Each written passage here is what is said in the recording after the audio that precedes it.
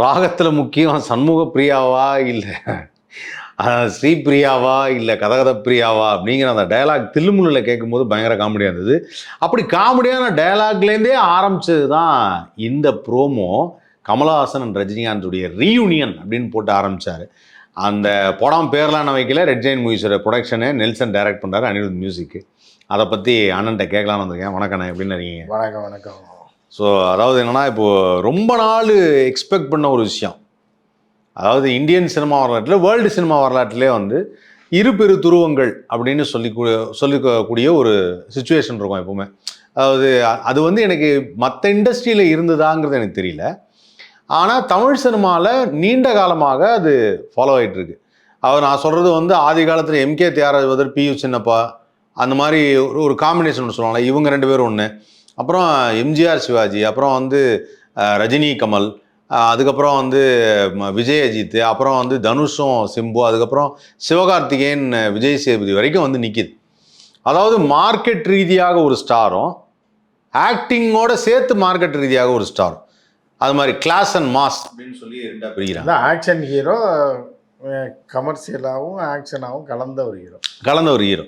இது எப்படி வேணாலும் எடுத்துக்கலாம். ஆனால் எல்லாருமே, நான் சொன்ன எல்லாருமே வந்து இப்போ எம்ஜிஆர் வந்து கமர்ஷியலாக போயிட்டாரு, சிவாஜி தான் நடிக்க போயிட்டாரு அப்படின்னா, ஒரு படத்தில் சிவாஜியோட ஸ்டைல் பார்க்கும்போது அப்படி இருக்கும். புதிய பறவைகளை பார்க்குறப்போ இன்றைக்கி எங்கள் அப்பா சொல்லுவார், அந்த டெர்லின் ஷர்ட் போட்டுட்டு தனக்கு உடம்பு இப்படி இருக்குன்னு கூட கவலைப்பட, அப்படி வந்து இப்படி நின்று அந்த சிகரெட் பிடிக்கிற ஸ்டைல் ஒன்று இருக்கும். அந்த சிகரெட் பிடிக்கிற ஸ்டைல் அவருக்கு ஈக்குவல் யாருமே இல்லை அப்படின்வாங்க.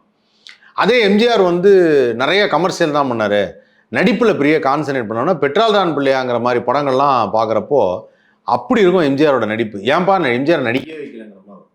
ஸோ யாருமே எதுக்குமே சளைச்சவங்க இல்லைங்கிறத இப்போ வரைக்குமே ப்ரூவ் பண்ணியிருக்காங்க. ரஜினி சாராக இருக்கட்டும், கமல் சாராக இருக்கட்டும், விஜயா இருக்கட்டும், அஜித்தாக இருக்கட்டும், ஒவ்வொருத்தரும் அந்த ஜானர் பிரித்தாலும் ஆனால் ரெண்டு பேருமே அதில் ரொம்ப ஈக்குவலான ஒரு இம்பார்ட்டன்ஸ் இருக்கிறாங்க அப்படின்னு சொல்லி இப்போ வரைக்குமே எல்லாருமே ப்ரூவ் பண்ணுறாங்க. இப்போ இந்த ரீயூனியனை நீங்கள் எப்படி பார்க்குறீங்க? இங்கே ஒரு நீண்ட ஒரு ஓப்பனிங் கொடுத்துருக்கீங்க. ஆமாம். இந்த ஓப்பனிங்கில் நிறைய விஷயங்கள் வந்து அதாவது பார்வையாளர்களுக்கு மாறுபட்ட கருத்தாக இருக்கு. அதாவது என்ன அப்படின்னா, எம்ஜிஆர் நடிச்சிருக்காருன்னு சொன்னீங்க பாருங்க, அதை வந்து ஏற்றுக்கவே மாட்டேன். நம்மகளில் என்னைய பார்த்து, ஏன்னா அந்த காலத்தில் சொல்லுவாங்க, நம்ம எம்ஜிஆர் காலத்துக்கு பிறகு கமல் ரஜினி காலம் நம்ம. ஆமாம். அப்போ சொல்லுவாங்க, எம்ஜிஆருக்கு வந்து ஏதாவது நடிக்கணும் அப்படின்னா ஒரு செவுரோ ஒரு தூணோ தேவைப்படும். அந்த பக்கம் திரும்பிடுவார். புரியுதா உங்களுக்கு? அம்மா அப்படின்னு சொல்லி இந்த பக்கம் திரும்பி அப்படி கையை வச்சு தான் ஆடுவார். வடிவேல் கூட நிறைய படத்தில் அதை சிம்பாலிக்காக பண்ணியிருப்பாங்க. கைத்தாங்களா எங்கேயா நின்றுட்டு தான் இருமா ஒரு பொசிஷனுக்கு வந்துக்கிறேன்றது இது வந்து எம்ஜிஆரோட ஸ்டைல். ஓகே. ஆனால் தலைவர் ஆக்ஷனு, லவ், அதெல்லாம் வேற லெவலில் இருக்கும் அந்த காலகட்டத்தில். ஆமாம். சிவாஜி கணேசன் அவர்களுடைய படத்தில் பார்த்தீங்கன்னா அவரே இறங்கி மணிக்கணக்காக ரத்தவாந்தி எடுத்தால் கூட, ரத்தவாந்தி எடுத்தவங்க கூட அப்படி எடுத்துக்க மாட்டான், கப்புன்னு செத்துருப்பான். ஆனால் ரத்தவாந்தியை மட்டும் 10 நிமிஷம் எடுப்பார். அது எப்படி அவர் அதை ஸ்டடி பண்ணி எங்கே பார்த்தாரு, எங்கே கற்றுக்கிட்டாரு அந்த ரியாக்ஷன் அப்படின்லாம் நீங்கள் வந்து கணிக்கவே முடியாது. அந்த இதிலெல்லாம் வந்து பார்த்தீங்கன்னா யாருக்காக பாட்டிலெல்லாம் நீங்கள் வந்து ஒரு லைட்டாக தொண்டைக்காரன்னு ரத்தவாந்தி எடுத்தாங்கனால அப்படியே படுத்துருவோம். ஆஸ்பத்திரிக்கு கூப்பிட்டு போயிடுவாங்க. கூப்பிட்டு போய் என்னன்னு பாருங்கன்னா ஒன்றும் இல்லை, த்ரோட் இன்ஃபெக்ஷனாக தான் இருக்குது, வேறு ஒன்றும் பிரச்சனை இல்லை. ஆனால் குடங்குடமாக வாந்தி எடுத்து வருத பாட்டும் பாடுறாங்க. புரியுதா உங்களுக்கு? ஒரு மனிதன் வந்து ரத்த வாந்தினா பயங்கரமாக வரும். அதாவது அவ்வளோ ரத்தம்லாம் வந்துச்சுன்னா அவன் உடைக்கவே மாட்டான். அப்படிப்பட்ட சூழ்நிலையிலேயே பாட்டு வேற பாடி முடிக்காமல் சாக மாட்டான் அந்த மனுஷன் அப்படின்ற மாதிரியான ஒரு நடிப்பு ஒன்று இருக்கும். மரணம் இன்னும் தூது வந்தது, அதுவும் அந்த மாடுலேஷனோட அந்த ரத்தவாந்தி, அது அங்கே இன்னும் வடிவில் வந்தது, அதை வந்து ஹை பிச்சில் பாடுவார். அதில் வந்து டிஎம்எஸும் அதே மாதிரி அவர் ரத்தவாந்தி எடுக்கிற மாதிரியே பாடியிருப்பார். இல்லை, ஆனால் த்ரோட் இன்ஃபெக்ஷன் இருக்கிறவங்களால அந்த மாதிரி பாட முடியாது. இது வந்து ஹார்ட் இன்ஃபெக்ஷன், த்ரோட் இன்ஃபெக்ஷன் கிடையாது. அதனால ரத்தம் அப்படி குடமாக கொட்டும். ஸோ அந்த மாதிரி நடிப்பு ஒரு பக்கம் புளிஞ்சு எடுத்துருக்காங்க. இந்த பக்கம் வந்து பார்த்திங்கன்னா, ஆனால் எம்ஜிஆர் அதெல்லாம் ட்ரை பண்ண மாட்டார். மக்கள் வந்தானா அவன் ரத்தவாந்தி எடுத்தான், இது பண்ணால் நெஞ்சு வலி, வயிற்று வலியில் படுத்திருக்கான் அப்படின்ற சீனே இருக்காது. ஜாலியாக கதாநாயகி இருக்கும், 2 பீஸு, ஆட்டம் பாட்டம், ஸ்விம்மிங் பூலு. எம்ஜிஆர் தூக்கி என்ன பண்ணணுமோ அதை பண்ணுவார் மீன்ஸ் தூக்கி விடுவார், காப்பாற்றுவார், இந்த மாதிரி இருக்கும். பார்க்குற ரசிகர்களுக்கு அது வந்து என்னென்னா அந்த காலகட்டத்தில் வந்து என்னென்னா 2 பீஸில் அவன் எந்த உலக இப்போ நம்ம ரெகுலராகவே இப்போ நம்ம ரோட்டில் போகும்போதே நல்லா ரசித்து தான் போகிறோம். புரியுதா உங்களுக்கு? ரசித்து போகிறோம் அப்படின்னா இப்போ சாலையிலே நீங்கள் எல்லாத்தையும் பார்க்க முடியும். ஏன்னா காலேஜை தவிர பார்க்கலாம். ஈசிஆர் பாண்டிச்சேரி இங்கெல்லாம் போனீங்கன்னா நீங்கள் கேஷுவலாகவே ஒரு கதாநாயகன். ஆமாம், நான் பாண்டிச்சேரி போயிருந்தேன். எனக்கே அது பாண்டிச்சேரியா இல்லை ஏதாவது ஃபாரின் கண்ட்ரியான்னு அப்படி இருக்கும். ஷார்ட்ஸு, குட்டப்பவாடை, இதெல்லாம் வந்து சாதாரணமாகிடுச்சு. நீங்கள் ரோட்லேயே பார்க்கலாம். அந்த காலத்தில் அப்படி பார்க்க முடியாது. புரியுதா உங்களுக்கு? அந்த காலத்தில் என்ன பண்ணுவாங்கன்னா பெண்கள் வந்து 13 வயசு 14 வயசில் கல்யாணம் பண்ணி கொடுத்துருவாங்க. 28 வயசில் ஆயாவாயிடும். ஐயோ, ஏன்னா 14 வயசுல கல்யாணம் பண்ணால் அதுக்கு ஒரு குழந்தை பிறகுன்னா இதுக்கு ஒரு படம் இப்போ பார்த்தேன் ரீசெண்டாக, தெய்வ மகன் ஒரு படம். பண்டிரி பாயை வந்து சிவாஜி கொஞ்சிறாரு. கொஞ்சிட்டு இருக்கும்போது சொல்கிறார், ஏய் என்ன உனக்கு வயசாயிடுச்சு 40 தானே. அப்படியா? 40 தான் சொல்கிறாரு. 40 தானே நாரா 40 அப்படின்னா 40ல ஒரு பெரிய வாலிபமான பையன் ஒருத்தன் இருக்கான். அது அந்த சிவாஜி சொல்கிறாரு, 40 வயசு தானே இப்போ கூட நினைச்சா குழந்தை அப்படின்னு. என்ன பாட்டி பண்டிரி பாய் பாட்டி. இப்போ என்னன்னா லைஃப், அதாவது என்னன்னா நம்மளே ஸ்டார்ட் ஆகும். நம்ம நொந்து நூடுல்ஸா இருக்கும்போது ஒருத்தர் டிஷர்ட் விற்கிறான், யூனோ லைஃப் ஸ்டார்ட்ஸ் பை 40. ஆனால் உலகமாக மார்க்கெட்டிங் என்னன்னா லைஃப் ஸ்டார்ட்ஸ் பை 40ன்னு போட்டாங்க. நான் உடனே அடுத்த வருஷம் அப்படியே யோசிச்சுட்டு இருக்கேன், 41 ஆல்சோ லைஃப் ஸ்டார்ட்ஸ், 42 46 வரைக்கும் வந்துகிட்டே இருக்கானுங்க. வந்துட்டேன் 50 வந்துட்டேன், 50 55லாம் வந்துட்டேன். லைஃப் ஸ்டார்ட் அட் 16ன்றாங்க. அது உங்களுக்கு தெரியாது. டிஷர்ட்லாம் பார்க்கலையா நீங்கள்? ஓ, அது நான் பார்த்த டிஷர்ட்ல 40, நீங்கள் 17 போட்டிருப்பாங்க. 1917 என்ன ஆச்சு? ஆனால் ஒவ்வொருத்தருக்கும் அந்த ஹோப் கொடுக்குறாங்க. ஆமாம், அந்த மாதிரி போகுது. இப்போ அப்படி போயிட்டுருக்கு. அப்படி இருக்கும்போது இப்போ ஒரு ஒரு ஒரு அம்மா வந்து 29 வயசு 30 வயசில் அதிகபட்சம் மாமியார் ஆயிரும், கிளவி. ஆமாம், அது உண்மைதான், கரெக்டு. ஏன்னா 14 வயசுக்கு அது கல்யாணம் பண்ணுறாங்க. அது குழந்தை உடனே பிறந்துடுது. 28 வயசில் அதுக்கு அந்த பிள்ளைக்கு 14 வயசு 13 வயசில் பெரிய பொண்ணு ஆயிரப்போகுது. 14 வயசில் கல்யாணம் பண்ணி கொடுத்துட்றாங்க. அதுக்கு ஒரு குழந்தை பிறந்துடுறேன். இந்த பாட்டி 29 வயசில் பாட்டி ஆயிரும். இப்போ 29 வயசில் தான் பியூட்டியாக ஆரம்பிக்குது, வாழ்க்கையே ஸ்டார்ட் ஆகுது. இப்போ தான் புரியுதா உங்களுக்கு? 29 30 தான் ஸ்டார்ட் ஆகுது அந்த யங் எனர்ஜெட்டிக் லைஃப். அப்போ காலங்கள் மாறும்போது இதாகிடுச்சு. ஸோ அதே மாதிரி இப்போ பார்த்தீங்கன்னா நிறைய 40ல் தான் நிறையா ஸ்டார்ட் ஆகுது. இப்போ 40ல் கூட பெண்களுக்கு வந்து பேரம்பேத்தி எடுக்கிறது இல்லை. ஏன்னா கல்யாணம் பண்ணுறதே 30 வயசில் தான் பண்ணுறாங்க. அப்போ 40ங்கும் போது என்ன ஆகுதுன்னா அவங்க பிள்ளைங்களுக்கே 10 வயசு தான் ஆகும். புரியுது அவங்களுக்கு? ஸோ வந்து அப்போ என்ன ஆகுது அப்படின்னா இந்த குழந்தை வளரும்போது அப்புறம் அந்த காலத்துலலாம் சொல்லுவாங்க, விளம்பரத்தில் பார்த்தீங்கன்னா அக்கா தங்கச்சியான்னு கேட்பாங்க. ஏன்னா அதுக்கு 18 வயசில் கல்யாணம் பண்ணிடுவாங்க. அப்புறம் இன்னொரு 38 வயசில் வந்து என்ன ஆகும், இதுக்கு ஒரு அந்த பொண்ணு காலேஜில் படிக்கும். 2 பேரும் கிட்டத்தட்ட சில மம்மிலாம் ரொம்ப எங்காக இருப்பாங்க. அப்புறம் 2 பேரும் அக்கா தங்கச்சியான்ற ரேஞ்சுக்கெலாம் இப்போயும் சில பேர் நீங்கள் பார்க்கலாம். ஸோ அந்த காலகட்டம் வந்துருச்சு. அந்த காலகட்டம் வரும்போது எம்ஜிஆர் இப்போ, ஆனால் எம்ஜிஆர் காலத்தில் வந்து அந்த மாதிரி இல்லை, பார்க்க முடியும். ஆயாவாயிடுறாங்க 30 வயசில் ஆயா. புரியுதா? ஆயா சோறு விட்றாங்க பாரு அப்படின்ற ரேஞ்சில் வச்சுருந்தாங்க. ரொம்ப மோசப்பா, எப்படி லைஃப் எவ்வளோ கெட்டு போய் 30 வயசில் ஆயானா என்ன ஆகுது? அதுக்கப்புறம் ஒரு லைஃப் இருக்குது, இன்னொரு 30 வருஷம். ஸோ அப்படி இருக்கும்போது என்ன ஆகுதுன்னா அந்த கணவன்மார்கள் எம்ஜிஆர் படம் பார்க்க வருவாங்க, ரசிச்சு பார்க்க வரும்போது அதில் பார்த்தா லதா, மஞ்சுளா, டான்ஸு, 2 பீஸு இப்படி இருக்கும்போது அவங்க வந்து அதை பார்ப்பாங்க. பரவாயில்லையே, நம்ம மனைவி ஆயாவாயிடுச்சு, ஆனால் அந்த அம்மா நம்ம மனைவி வயசு தான் இருக்குது, எவ்வளோ அழகாக இருக்குது அப்படின்னு சொல்லி ரசிப்பாங்க. அப்புறம் எம்ஜிஆர் அதை வச்சு டூயட்லாம் பாடுவார், எல்லாம் பாடுவார். ஸ்விம்மிங் பூலில் போட்டு முக்கி எடுப்பார், தண்ணியில் வெண்ணெய் தள்ளி விடுவார். இதெல்லாம் இருக்கா, இதெல்லாம் அவங்க ரசித்து பார்த்துருந்தாங்க அந்த காலத்து இளைஞர்கள். தெரியுது அவங்களுக்கு?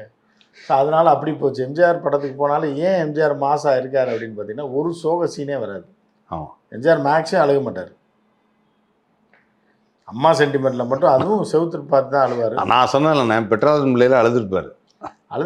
ஸ்ட்ரைட்டில் லைட்டாக கொஞ்சம் காமிச்சிருப்பாங்க. இல்லை நல்லாவே. அப்படியா? மற்ற படத்தில் நீங்கள் சொன்னது தான், அந்த ஒரு படம் தான். அது அந்த காலத்தில் எல்லாம் சொல்லியிருப்பாங்க, நடிக்க தெரியல அவருக்கு. ஆமாம் இல்லைன்னு சொன்னதுனால வேணே கேமரா திருப்பி வைட்டுருப்பாரு. நீ என்னை விட்டு போறியா அப்படின்னு. அது ஆனால் ஃபுல் க்ளோஸில் வச்சுருப்பாங்க. அதுதான், ஏன்னா அவர் கேமரா பார்த்து அழுக மாட்டாருன்னு ஒரு பேச்சு இருந்துச்சு அப்பயே. அதனால் மாற்றி கேமரா திருப்பி மூஞ்சிக்கு முன்னாடி வைடா அப்படின்னு, பின்னாடி வைக்காத அப்படின்னு சொல்லி முன்னாடி வச்சுருப்பாங்க. அந்த ஒரு படத்தில் பண்ணி காமிச்சிட்டு அதுக்கப்புறமா அவர் அதை அது சரியா, ஆனால் ஆக்சுவலாக பெரிய ரீச் இல்லை. ரீச் இல்லை. ஏன்னா எம்ஜிஆர் அழுகிறத யாரும் பார்க்க முடியாது. அப்படின்னா நீங்கள் தப்பாக நினச்சக்கூடாது, மக்களால் சகித்து கொள்ள முடியும் எம்ஜிஆர் அழுகிறாரா அப்படின்ற மாதிரி. என்ன நீங்கள் வந்து நீங்கள் இப்போ அம்மையார் ஜெயலலிதா நடிச்சிருக்காங்கன்னா பார்க்க, ஜெயலலிதா அழுகிறத ஏன் பார்க்க போகிறான்? யார் பார்க்குறா? யார் பாப்பா? இல்லை மஞ்சுளா அழுகிறத யார் பாப்பா? லதா அழுகிறத ஒரு அழகு பதுமைகளாக அவன் பார்த்துட்ருக்காங்க. ஸோ அந்த காலம் முடிஞ்சுது. அப்புறம் கமல் ரஜினி காலம் வந்ததுக்கு அப்புறம் என்ன பண்ணுவாங்கன்னா கொஞ்சம் அப்படியே மாடர்னைஸாக வருது. அந்த 80s 90s வரைக்கும் அந்த மாடர்னைஸ் இல்லை, வெளியில் பார்க்க முடியாது யாரையும் ட்ரௌசரோடலாம். அப்போ ரஜினி படம் கமல் படத்துலையும் பார்த்தீங்க அப்படின்னா என்ன பண்ணுவாங்கன்னா ஸ்ரீபிரியா அவங்களாம் ஷார்ட்ஸ் போட்டு விட்டுறாங்க. பாட்டில் மெயின் ரோலில் போட மாட்டாங்க. பாட்டு ஒரு கனவு பாட்டு வச்சுருவாங்க. அப்பனே அப்பனே பிள்ளையார் அப்பனே பயங்கர டைட்டாக ஒரு ட்ரெஸ்ஸை போட்டு விட்டு யானை அது பாட்டு போயிட்டுருக்கோம், இதுவும் கூட போயிட்டுருக்கோம். எல்லோரும் யானையை பார்க்குறோம், பாதி பேர் இருப்பான், இந்த மாதிரி போயிட்டுருக்கோம். அப்புறம் ரஜினி படத்தில் எப்படின்னா கமல் படத்தில் பார்த்திங்கன்னா குருவிலலாம் வந்து ஸ்ரீதேவியை ஒரு மலை பாட்டு ஒன்று, இந்த தாக்கத்தில் தான் ராஜேந்தர் ஃபுல்லாக மலை பாட்டு வைக்கிறது. நினைஞ்சு நினைஞ்சு ஆமாம், அதில் வந்து அது ஸ்ரீதேவி எந்தன் கண்ணில் 7 உலகங்கள் வாராய் கண்ணாவா, எந்தன் கண்ணில் வாராய் கண்ணா, இதில் வந்து ஸ்ரீதேவி ஃபுல்லாக முக்கிடுவாங்க. தேனில் முக்கின மாதிரி, தேனில் முக்கின நெல்லிக்காய் மாதிரி ஃபுல்லாக ஐவி சசி. அது குளமே இருக்காது, ஸ்விம்மிங் பூல்லாம் இருக்காது, அதான் போதையில் போய் தண்ணிக்குள்ளே விழுந்துடும். யார்? ஏன்னா தண்ணிக்குள்ளே நீங்கள் வீட்டுக்குள்ளே குளிச்சுட்டு வருதுன்னா வேணும் பார்க்க அது வேறு மாதிரி ஆயிடும். அது வந்து ஒரு தடாகம் மாதிரி அந்த காலத்தில் படத்தில் வெட்டியிருப்பாங்க. அதில் போய் வம்ப போதையில் விழுந்துடும். அதுவும் அது தண்ணி அடிக்கிற மாதிரி காட்ட மாட்டாங்க, தெரிஞ்சு அடிக்கிற வில்ல வந்து வேணே கொடுத்துருவான். இது எல்லாமே இப்படி தான் காட்டுறது. ஆனால் அது தண்ணி அடிச்சுட்டு எல்லா சேட்டையும் பண்ணும். ஆனால் மக்கள் ஹியூமன் கேட்டல்ஸ் என்ன பண்ணுவான் அப்படின்னா, ஐயோ ஹீரோயின் தண்ணி அடிக்குதா, பொம்பளை தண்ணி அடிக்குதா, ஜீரடிக்கவே முடியாது. ஆனால் பொம்பளை தண்ணி அடித்து டான்ஸ் ஆடுறத ரசிக்கணும், அந்த சீனு வைக்கணும், அதை தான் ரசித்து பார்ப்பாங்க. ஆனால் அதுவாக தேடி போய் தண்ணி அடிச்சிச்சு அப்படின்னா இவங்களால் ஜீரணிக்க முடியாது, ஏற்றுக்க மாட்டான். ஆமாம், புரியுதா? ஸ்ரீதேவியாக போட்டு எனக்கு ஒரு 2 லார்ஜை ஊற்று அப்படின்னா ஐயோ என்ன இப்படி அப்படின்னா அதோட அந்த காதல் தன்மை போயிடும். அதனால் மன ரீதியாக அவனை செட் பண்ணணும். அந்த பிள்ளை தண்ணி போட்டு இப்போ ஆடப்போகுது, ஆனால் அதுவாக போய் குடிக்காது, வில்ல வந்து தெரியாதனமாக ஒரு கிளாஸில் ஊற்றி கொடுத்துருவான். அதை குடிச்சிட்டு யார் தண்ணி அடித்தாலும் இப்படி தான் ஆகும், நல்லவங்க தண்ணி அடித்தாலும் அவங்க இந்த மாதிரி தான் நடந்துக்குவாங்க. ஆனால் கமலஹாசன் தொடுவார், ஆனால் வேறு எதுவும் பண்ணிடாமல் அந்த ஹீரோயினை காப்பாற்றுறதுனால அடுத்த நாள் காலையில் அவங்க 2 பேருக்கு லவ் வந்துடும். புரியுதா அவங்களுக்கு? ஓகே. சரக்கு வாங்கி கொடுக்குற வில்ல மேலே லவ் வராது. ஆனால் அந்த சரக்கை குடிச்சு தான் இந்த ஆட்டம் பூரா போட்டு என்ன பண்ணுவாங்கன்னா பால் அந்த பக்கம் தட்டி விட்டுருவான் வில்ல. சரக்கை இதுக்கு ஊற்றி விட்டு இதை ஆட்டையை போடணுன்னு அவன் பார்க்குறதுல அது போய் பழம் நழுவி பாலில் விழுந்த மாதிரி அங்கே ஒரு பால் ஜக்கு இருக்கு, அதில் போய் இந்த பழம் விழுந்தால் ஒரு சாங் வச்சுறாங்க. சாங் வச்சு கமல் அப்படியே ஓட்டிகிட்டு இருப்பார். அந்த பாட்டில் ஃபுல்லாக பார்த்தீங்கன்னா கமலை டார்ச்சர் பண்ணது, போய் மேலே விழுகும், புரளும், படுக்கும், என்னென்னமோ பண்ணும். ஆனால் கமல் அதெல்லாம் பொறுத்துக்கிட்டு ஒரு பெண், அந்த பெண்ணுக்கு யாரோ வந்து போதை மருந்தை கொடுத்து இப்படி ஆட வச்சிட்டாங்க. அந்த ஆங்கிளில் தான் கமல் வந்து வேறு ஆங்கிளில் பார்க்க மாட்டாப்புல ஸ்ரீதேவியை. ஒரு பெண்ணை தெரியாமல், அதுக்கே தெரியாமல் ஒரு போதையை கொடுத்து அதை இப்படி ஆக்கிட்டாங்க, அதை நம்ம காப்பாற்றணும். அது நினைஞ்சிருச்சு வேறு. அப்போ குளிர் ஜுரம் ஜன்னி வர்றதுக்கு வாய்ப்பு இருக்குது. போதையில் அதை எல்லாத்தையும் அவுத்து போட்டு எங்கேயா போய் விழுந்துச்சுனாலும் தப்பாயிரும் அப்படின்னு சொல்லி ரொம்ப பக்குவமாக அதை கொண்டு போய் ஒரு மெத்தையில், அருமையான மெத்தையில் படுக்க வச்சு அப்போ என்ன பண்ணுவார் அப்படின்னு பார்த்தீங்கன்னா அது ஈர துணியோடு வேறு இருக்குது. புரியுதா உங்களுக்கு? அப்போ இப்படியே படுக்க வச்சு அந்த காலத்தில் ஃபேன் தான், ஏசி கிடையாது, ஃபேனை போட்டு ஜன்னி வந்துச்சுன்னு நீங்கள் யார் நைட்டு பார்க்குறது அப்படின்னு சொல்லி அந்த துணியை பூரா உருவிடுவார். இல்லை நீங்கள் எதுக்கு இருந்தாலும் சரிக்கூடாது. அதாவது என்னென்னா அந்த பெண் வந்து அதுக்கு மேலே பாதிக்கப்பட்டால் யார் ஆஸ்பத்திரிக்கு தூக்கிட்டு போகிறது நைட்டு, போதையில் வேறு இருக்குது. ஆக்சுவலாக உங்களோட பாயிண்ட் ஆஃப் வியூ பயங்கரமாக இருக்குண்ணே, ரொம்ப அழகாக. இல்லை ஐவி சசி வந்து அந்த மாதிரி தான் பிளான் பண்ணிடுது, ஏன்னா மக்கள் ஏற்றுக்க மாட்டான். கரெக்ட். இப்போ ஸ்ரீதேவி ஜன்னி வந்துவிடும், ஜன்னி வந்ததுனால ட்ரெஸ் எல்லாம் மாற்றும், ஏன்னா ட்ரெஸ்ஸை ஈரத்தினோட படுக்கக்கூடாது. ஆமாம், இவர் எதுக்கு ட்ரெஸ்ஸை கலட்டுறாரு, அது பாட்டுக்கு போதையில் படுத்துனா படுக்க வச்சு நீங்கள் போக வேண்டியதானேன்றாங்க. அப்போ வந்து என்னன்னா அது காய்ச்சல் ஈச்சல் வந்துடக்கூடாதுன்றதுக்காக இவர் நல்லவர், இவர் யார் கமல் வந்து நல்லவர், அந்த பொண்ணுக்கு காய்ச்சல் வந்துடக்கூடாதுன்றதுக்காக அந்த ட்ரெஸ்ஸை பூரா எடுக்கிறாரு. அப்போ சாரியை மட்டும் எடுத்து தியேட்டரில் இருக்க அத்தனை பேருக்கும் காய்ச்சல் வந்துடும். ஆமாம், சாரியை மட்டும் நீங்கள் எடுத்துட்டீங்கன்னா அப்புறம் எல்லாமே தான் நினைஞ்சிருக்கு, எல்லா ட்ரெஸ்ஸும் தான் ஆமா நினைச்சிருக்கு. ஆமா ரிமூவ் பண்ணுறேன். ஆமா ஆமா அப்போ ரிமூவ் பண்ணிட்டு போர்வையை பற்றி வச்சுருவாரு.